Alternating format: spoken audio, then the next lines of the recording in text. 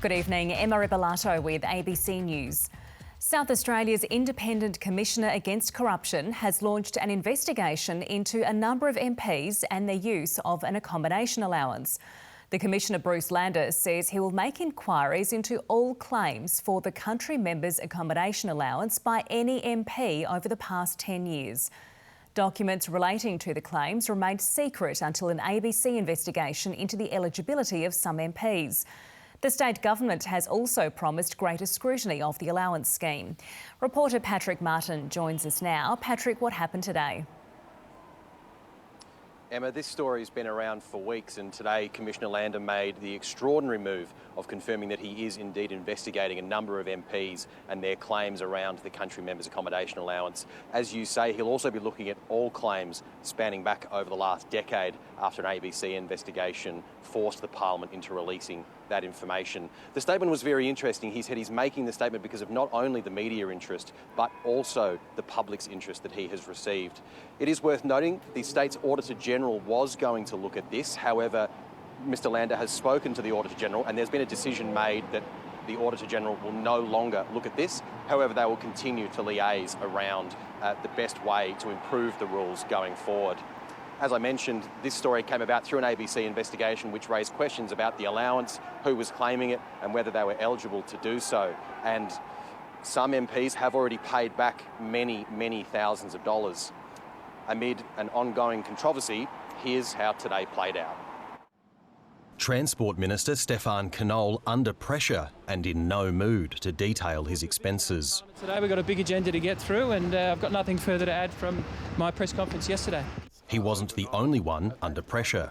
Premier, is it appropriate that Minister Knoll uses an allowance to go to sporting events? Well, I think that the guidelines are very clear, and I've made it clear from day one that we will expect all members of Parliament to abide by those very strict guidelines.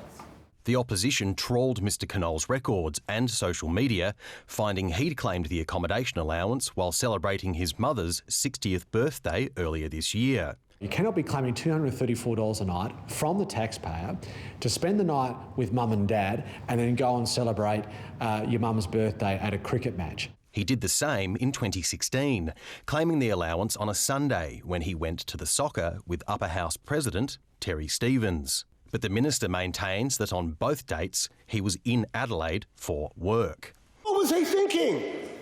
What was he thinking other than enriching himself? What was he thinking other than trying to make some money?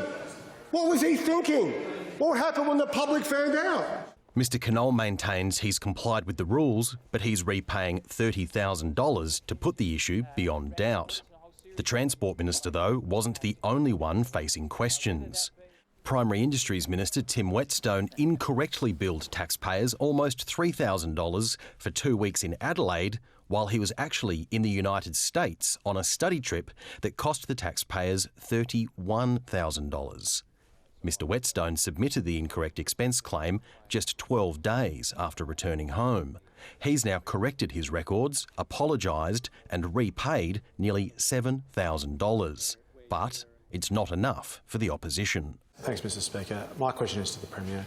What will it take for the Premier to sack his ministers? The Premier turning the question back on the opposition, referencing previous Labor indiscretions. Some people like fine wine. Some people have got a particular brand they like and support very significantly with the taxpayers' dollars, sir.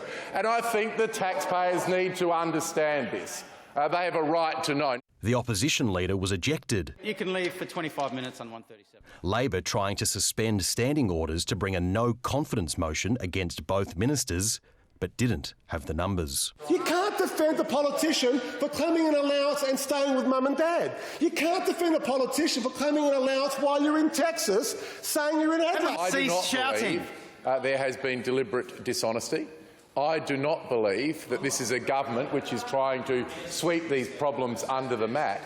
The Parliament won't sit again until September, but this issue is set to continue for many months to come. Patrick Martin, ABC News, Adelaide.